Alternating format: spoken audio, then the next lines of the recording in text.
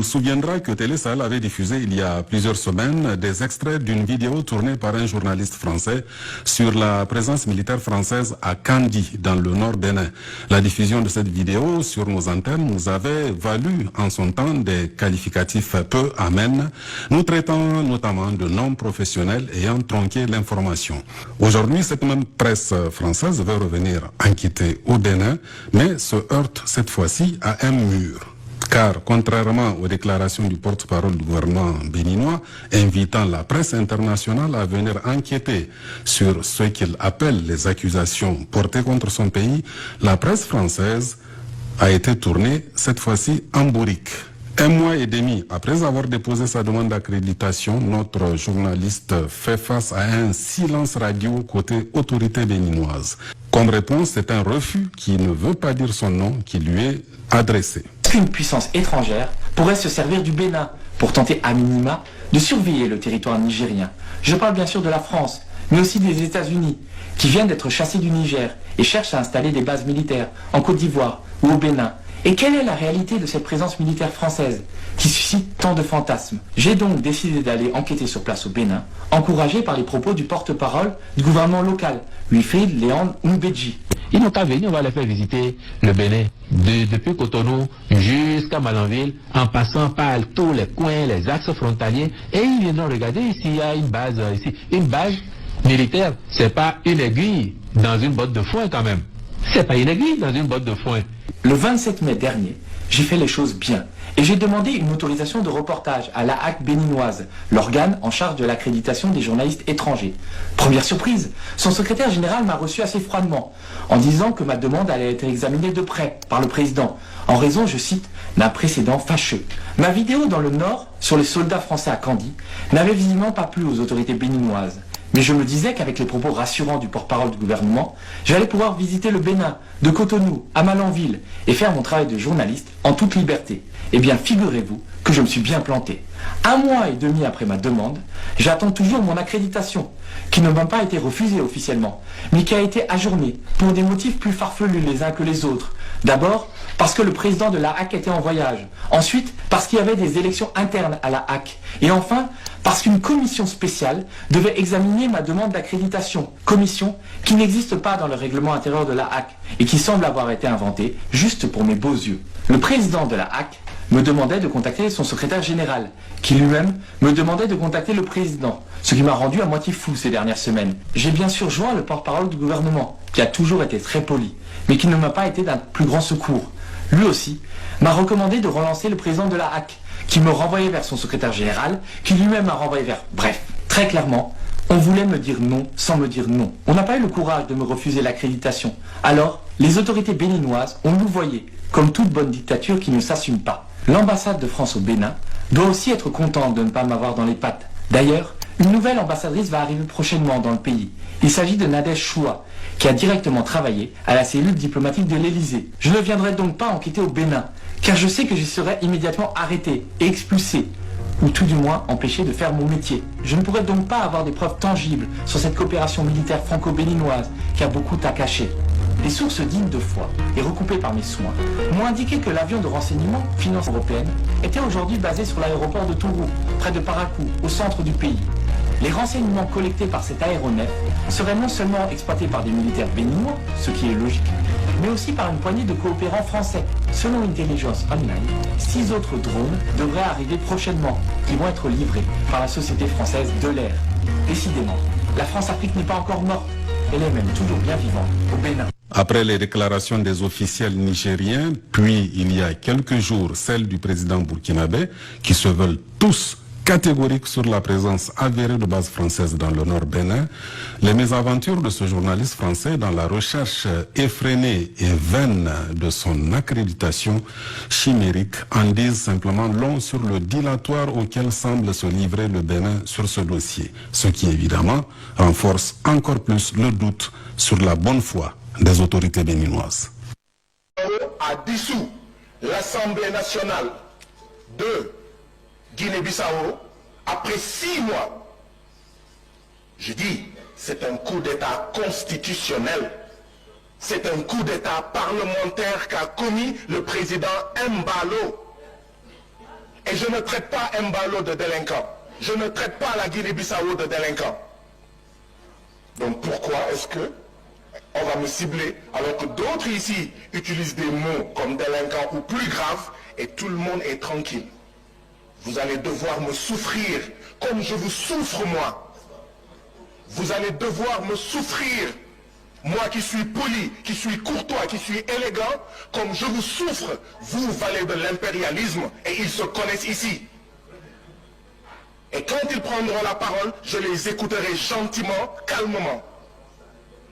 Je dis, le pape, si les chefs d'État de la CEDEAO n'ont pas dit la vérité au président Embalo, ils devaient lui dire, ce que tu as fait, ce n'est pas normal. La dissolution de l'Assemblée nationale de Guinée-Bissau n'est pas normale. C'est ça que les chefs d'État de la CEDEAO auraient dû lui dire et lui demander quelle est la date de l'élection, des élections législatives, quelle est la date de l'élection présidentielle. C'est ça qu'ils auraient dû lui dire. Les chefs d'État de la CEDEAO font bloc avec leurs collègues du syndicat des chefs d'État. Nous, Parlement de la CEDEAO, qu'est-ce qu'on va faire représentant les peuples? Nous devons faire bloc avec le peuple de Guinée-Bissau. Pas parce que nous sommes un parlement et que nous sommes forcément avec tous les parlements, même les parlements qui ont tort. Non! Quand un parlement national a tort, il faut lui dire tu as tort. Si le parlement de Guinée-Bissau avait tort, nous aurions dû dire au parlement de Guinée-Bissau, vous avez tort. Mais les droits du peuple guinéen, bissau-guinéen, sont violés à travers la dissolution du parlement de la Guinée-Bissau. En général, qu'est-ce qui se passe? C'est ceux qui font des coups d'État militaires qui dissolvent le parlement. Il y a eu une tentative, dit-on, de coup d'État militaire en Guinée-Bissau. Donc ça n'a pas réussi. Et Embalo dissout immédiatement le Parlement. La question à se poser est celle-ci. Est-ce qu'il n'y a pas eu une parodie ou un simulacre de coup d'État qui a été organisé pour avoir un prétexte à dissoudre l'Assemblée nationale de Guinée-Bissau? Il faut se poser cette question. Il n'y a pas eu de coup d'État indissous. Alors que en Guinée-Bissau, en Guinée-Conakry, où il y a coup d'État, il y a une assemblée. Au Burkina, il y a une assemblée. Au Niger, il y a une assemblée.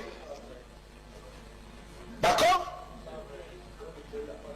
Bah oui, vous le direz après. C'est ça la politesse et la courtoisie. Je vous souffre. Quand vous parlez, je vous souffre. Je vous souffre. Vous allez devoir souffrir. C'est ça l'élégance républicaine. Donc, je voudrais ajouter par rapport à la Guinée-Bissau. Je suis coupé, je suis désolé. Je suis coupé et vous n'êtes pas en train de le rappeler à l'ordre. Ce n'est pas de ma faute. Je voudrais rester figé sur ce que je dis. Mais je comprends cette tactique, mais ça ne sert à rien. Nino Vieira a été assassiné en Guinée-Bissau, ancien président de Guinée-Bissau. La Cour de justice de Guinée-Bissau a été saisie. L'État de Guinée a refusé. Des Guinéens sont allés à la Cour de justice de la CEDEAO. La Cour de justice de la CEDEAO a dit l'État de Guinée a violé les droits de Nino Vieira et a condamné l'État de Guinée-Bissau à payer 10 millions à sa veuve, 10 millions à chacun de ses fils, de ses enfants. L'État de Guinée-Bissau dit je refuse depuis 2018. Mais ça, c'est pas un État de droit. Un État de droit, c'est un État qui est soumis au droit. Nous, Parlement de la CEDEAO, on va regarder les États membres violer la Cour de justice de la CEDEAO sans rien dire. Mais ça veut dire que le président de la Guinée-Bissau n'a aucun respect pour la Cour de justice de la CEDEAO. C'est normal, il ne respecte pas sa constitution. Monsieur le Président, je vais terminer. Je termine. Mais permettez-moi s'il vous plaît que je termine. Au Bénin, si on ne fait pas attention,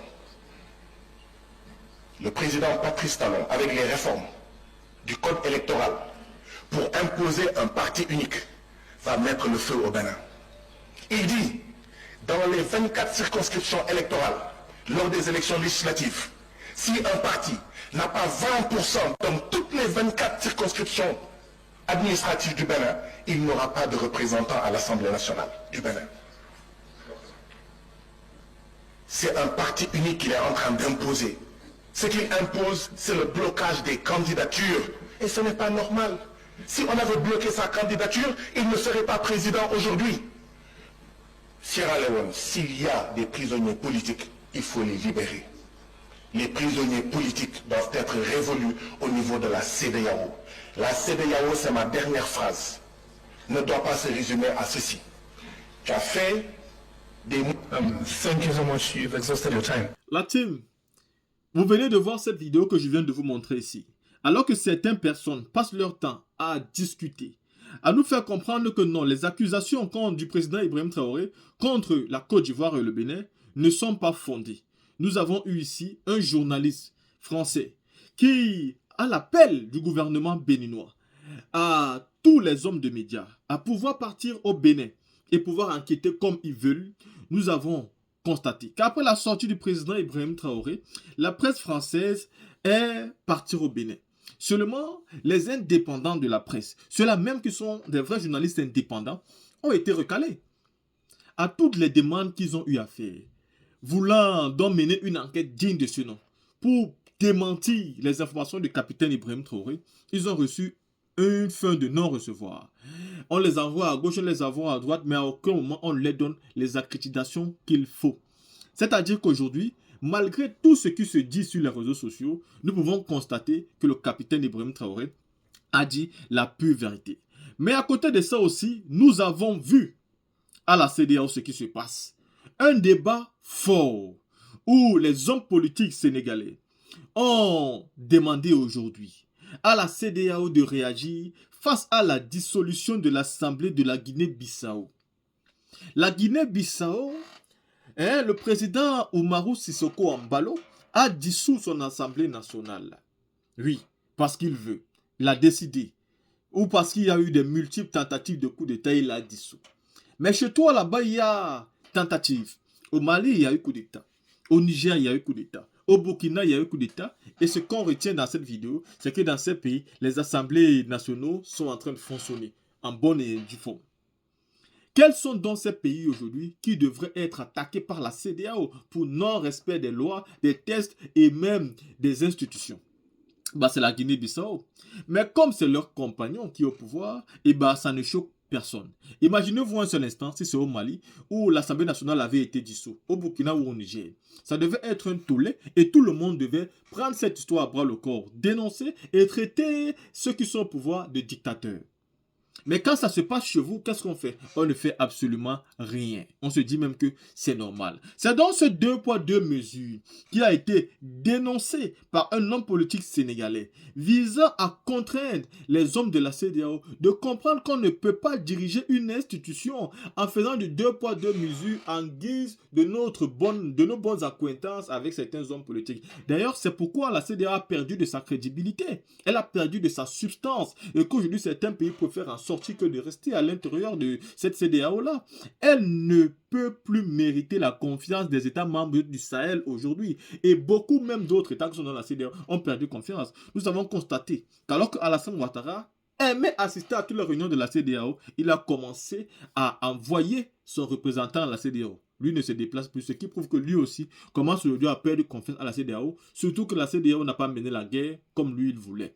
La team, après avoir écouté toutes ces vidéos, dis-moi ce que vous pensez.